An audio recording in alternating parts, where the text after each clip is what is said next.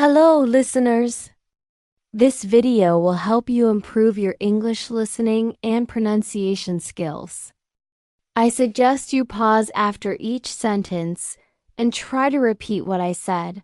Emma's story sounds impossible, but she swears it's true. Sometimes the dead guide the living. Sometimes passion reaches across generations. Emma found letters in her grandmother's coat that led her to him. The man who lives next door, who makes her skin burn when he looks at her, who shouldn't exist in her world. But there's another secret she reveals in this story. A secret that changes everything you think you know about love, blood, and forbidden desire. Are you ready for what comes next? My name is Emma. I'm 36 years old. I live in Chicago. I work as a translator from home. Most evenings are lonely. I drink wine at my kitchen window. I watch couples walk by holding hands. I wonder what passion feels like. My last relationship ended 2 years ago. Since then, my bed stays cold. My body craves touch I've almost forgotten. But last month, everything changed. And I mean everything. I was cleaning my grandmother's bedroom. She died 6 months ago. Her red silk nightgown still hung in the closet. I touched the smooth fabric. It reminded me of secrets, of hidden desires, of things we never speak about in daylight. I found her old coat in the back. Heavy wool. Deep red like blood. Like passion. Like the secrets she took to her grave. I pressed it to my face. It still held her perfume. Sweet and mysterious. But there was something else. Something I couldn't identify. Something that made my skin crawl. Something crinkled in the inner pocket. Letters tied with ribbon the color of midnight.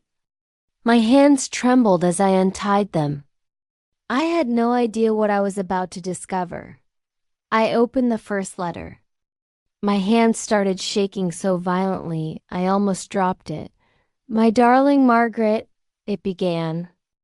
I dream of your lips every night. I remember how you trembled when I kissed your neck behind the chapel. I remember how you moaned my name when no one could hear us. The war keeps us apart, but nothing can stop me from wanting you. Nothing can stop me from coming back to claim what's mine. It was signed James, with a lipstick kiss mark beside his name. But there was something else. Something dried and dark around the edges. Something that looked like blood. I sat on my grandmother's bed. My skin felt hot as I read.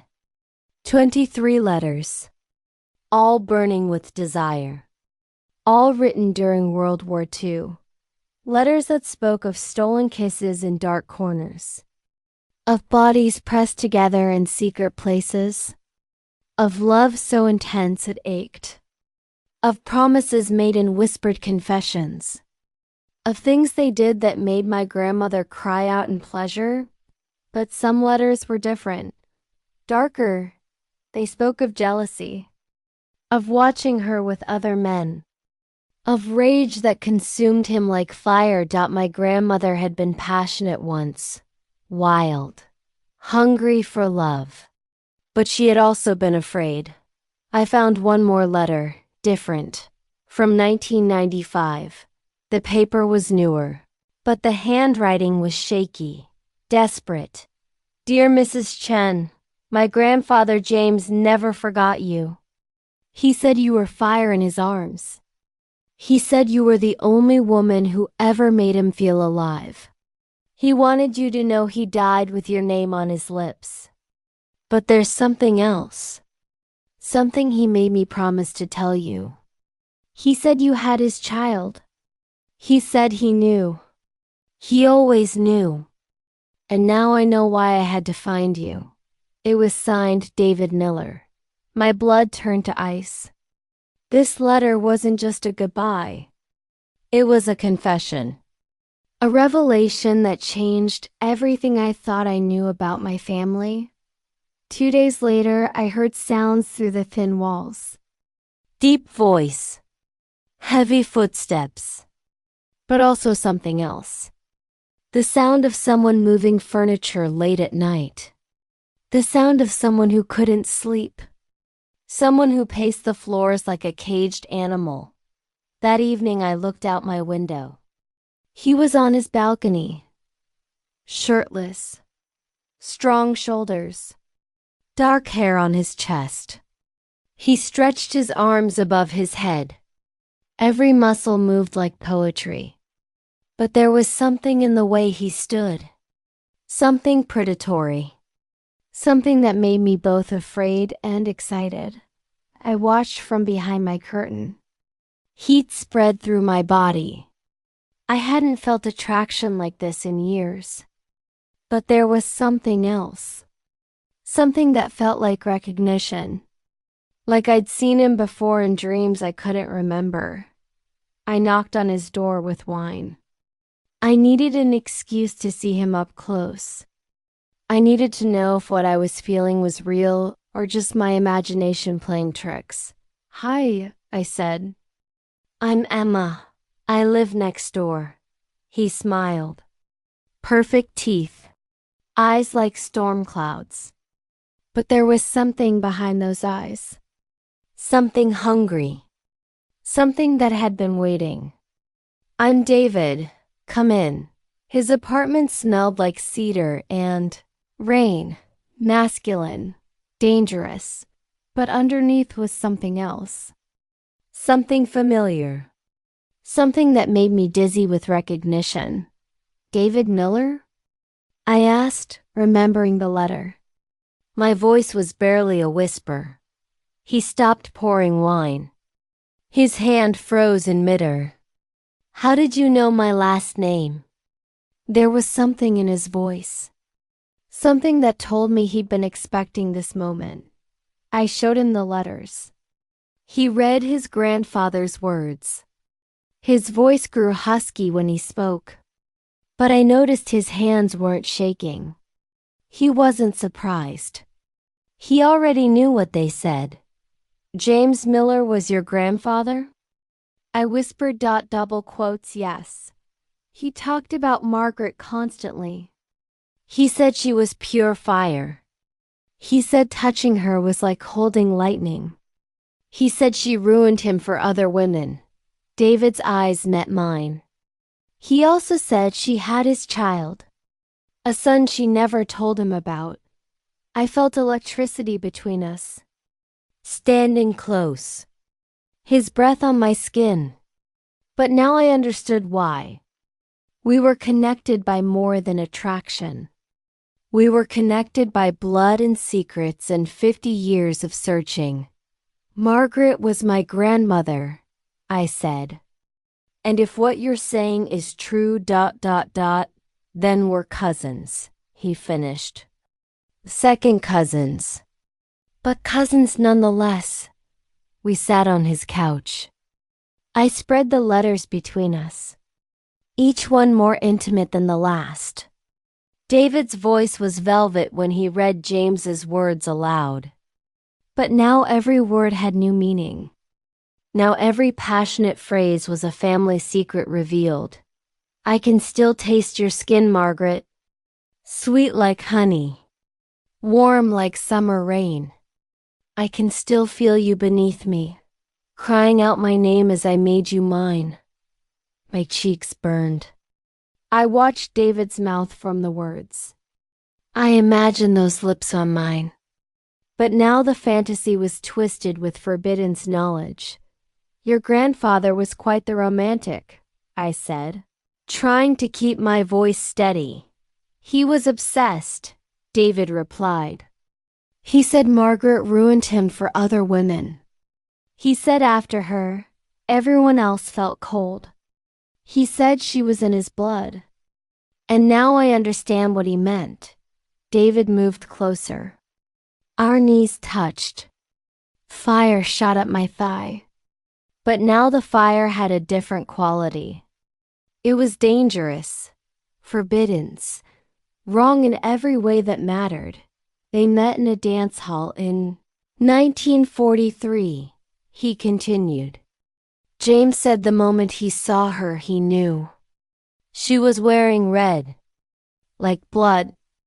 Like passion. Like the coat upstairs. I thought of the red coat hanging in my closet. Still carrying their secrets. Still holding their forbidden love. What happened to them? I asked, though I was beginning to suspect I already knew. The war separated them. When James came back, Margaret was married. Safe. Respectable. But not happy. He said he could see it in her eyes when they met again in 1946. The hunger was still there. The need. The regret. David's fingers brushed mine as he reached for his wine. I shivered. But now the touch felt electric for all the wrong reasons. Maybe she chose wrong, I whispered. Maybe she chose duty over desire, he said. His eyes met mine. Maybe she regretted it every day. And maybe that's why fate brought us together. To finish what they started. David started coming over every evening. We cooked together. Our hands touched when we reached for spices. Electricity every time. But now I understood the source of that electricity. It wasn't just attraction. It was genetics. It was blood calling to blood. He would stand behind me at the stove. Close enough that I felt his heat. I smelled his skin. Cedar and something darker. Something familiar. Something that reminded me of old photographs and family secrets. You move like her, he said one night. We were dancing to old jazz music. His hand was on my lower back. I felt his fingers spreading heat through the thin fabric of my dress. Like who? I asked, though I already knew. Like Margaret. James described how she danced. Like she was made of music and moonlight. He said watching her dance was like watching sin come alive. His lips were inches from my ear. I felt his words on my neck. Goosebumps everywhere. But now the goosebumps carried the thrill of forbidden knowledge. Show me, I whispered. He spun me around. He pulled me against his chest. I felt every hard plane of his body. Every breath. Every heartbeat that matched my own because we shared the same blood, the same passionate heritage. James said she drove him crazy, David murmured. Said she moved like sin wrapped in silk. He said she was the kind of woman who could make a man forget right from wrong. I looked up at him. His eyes were dark with want. I knew mine matched. But now the want was complicated by knowledge. By the understanding that what we were feeling was both natural and completely forbidden. Is that what I do to you? I asked. Instead of answering, he kissed me. And in that moment, I understood why my grandmother had been afraid. Because this kind of desire doesn't follow rules. This kind of hunger doesn't care about blood or society or what's right and wrong. His kiss was hunger and desperation. 50 years of waiting. I melted against him. My body remembered what it meant to be wanted. But more than that, my body recognized him. Like it had been waiting for this moment my entire life, his hands tangled in my hair. I pulled him closer. I needed more. Always more. But now the need had a desperate edge. Because I knew this was wrong. I knew this could destroy us both. But I couldn't stop.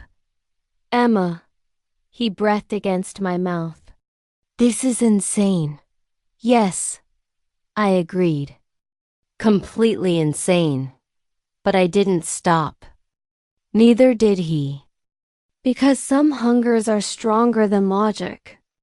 Some desires are written in our DNA. We made love that night with desperate intensity. Like we were trying to heal old wounds. Like we were finishing something our grandparents started. Like we were claiming a birthright that had been denied for 50 years. His mouth was on my skin. My name was on his lips. Our bodies moved together like we'd done this dance before. In another life. In another time. Because in a way we had. Through our grandparents. Through shared blood and inherited passion. Afterward, we lay tangled in sheets. We were breathing hard. Our hearts were racing in perfect synchronization. They would have been like this, David said.